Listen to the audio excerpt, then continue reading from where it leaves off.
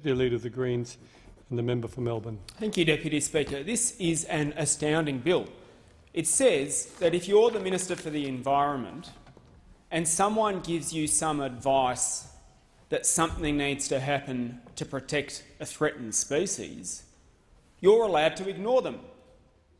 If a mining company comes in and says, we want to develop here, right in the middle of perhaps a national park, and someone says you can't do that in that way because that might affect a threatened species, this bill says the minister can completely ignore that advice and side with the mining company. And it then means that if you go to court to challenge it, to say, no, look, hang on, there is expert advice that the Tasmanian devil or perhaps a species up on the Great Barrier Reef is going to be threatened by this and potentially made extinct and wiped off the face of this earth, there's nothing the court can do about it because the minister is able to hide behind their decision and say, no, we've changed the law to say that we can ignore the best conservation advice available in this country. Now, that is an astounding proposition to come from someone who says he is the Minister for the Environment.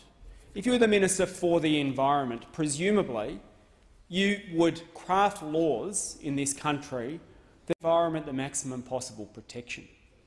And instead these laws are being rewritten by essentially mining companies, Mr Deputy Speaker, and that's ultimately what this bill is. A couple of weeks before Christmas, this is a nicely wrapped-up gift to some of Australia's and the world's biggest companies at the expense of the environment and at the expense of species who are threatened. Now, it is this parliament's job to stand up for species in the environment that otherwise would not have a voice, because unless we put into law proper protections for the species that we share this planet with, then we're going to see a let-it-rip mentality. Chop it down, dig it up, ship it off.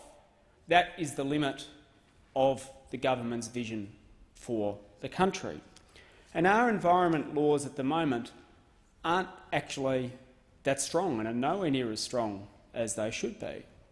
But it's astounding that in the first few sitting weeks of Parliament, before the end of the year, the first thing that the government wants to do is to weaken them even further, so that the Minister for the Environment doesn't even have to listen to advice about what it would take to protect threatened species. And it's a very cynical attempt to overcome a decision that's been referred to before in the debate, where the previous Minister for the Environment gave the go-ahead to a mine in a forest in Tasmania without even having any regard to advice that says this will impact on the Tasmanian devils in a way that potentially would breach your obligations, and was found by the court to have not followed the Act. And so this law is now attempting not to say, well, we need to strengthen our processes to make sure we're never found in breach of court, in breach of those obligations again, but it's to change the law so that such court cases never happen again.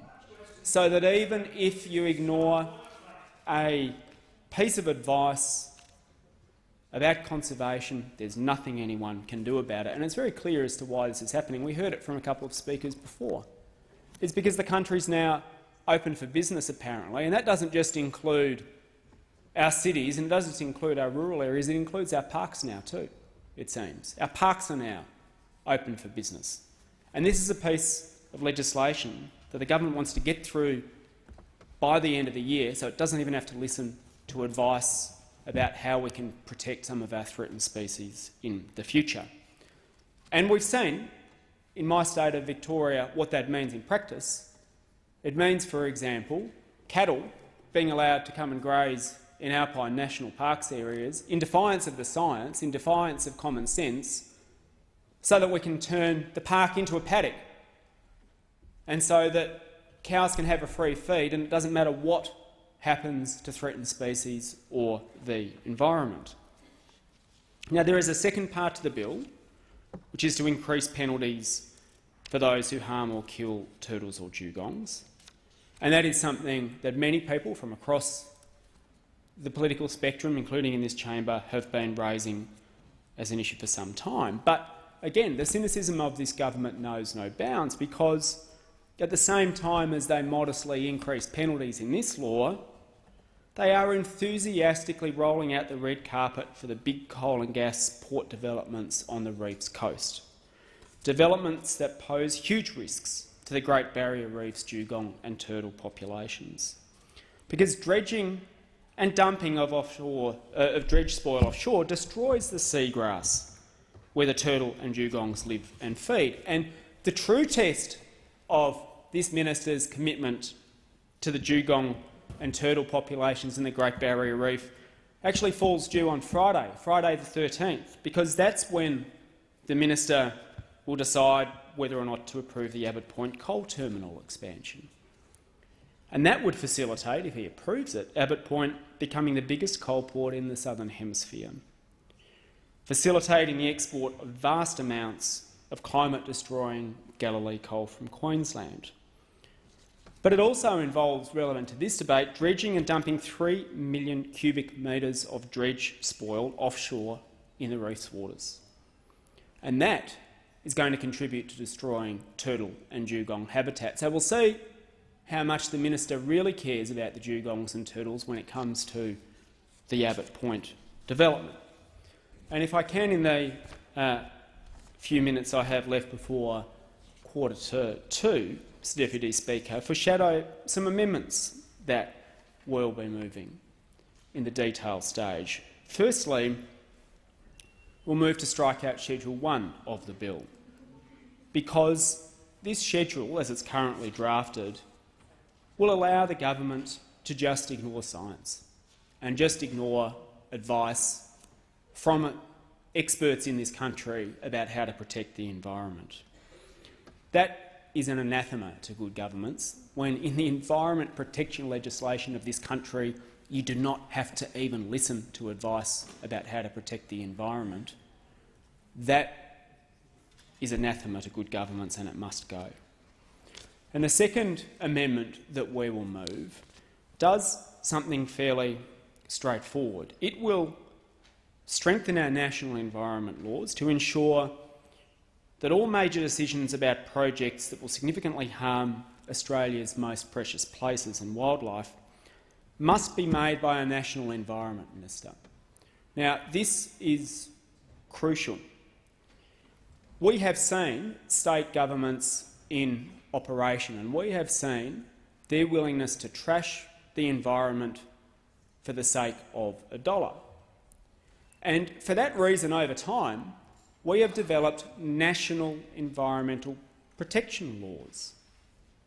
Those laws that allow the national government to step in and override state governments have meant, for example, that we haven't seen dams built in Tasmania, as I'm sure many people here know. Now, what is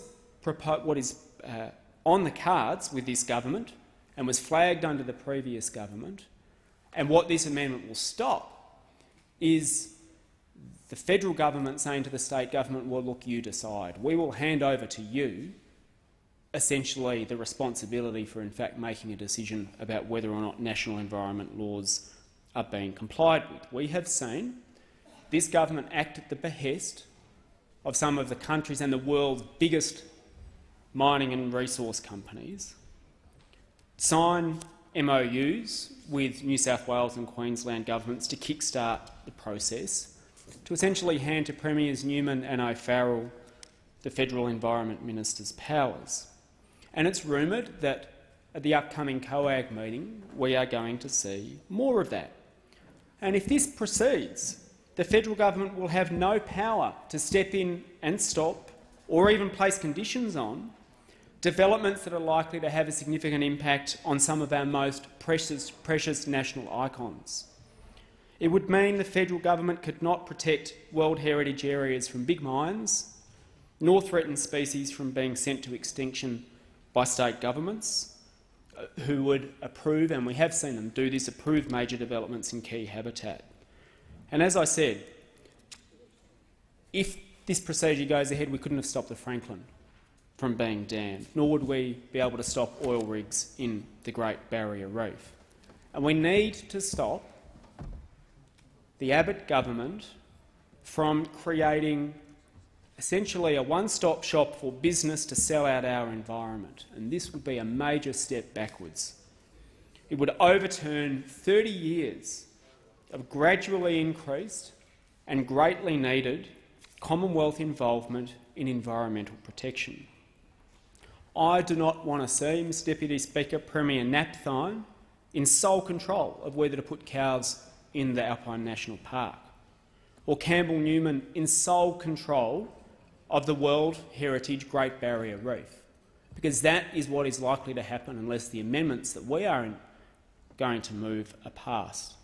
And likewise, unless this House supports the amendments that the Greens will move, you've got Barry O'Farrell in charge, in sole control of whether or not to send koalas there to extinction. And I am pleased to hear the noises from the Labor Party that, although they initially floated this idea, they now understand what it would mean, and they understand that the hawk legacy is fundamentally a threat from this government, and unless we support— Order. The debate is interrupted in accordance with Standing Order 43. The debate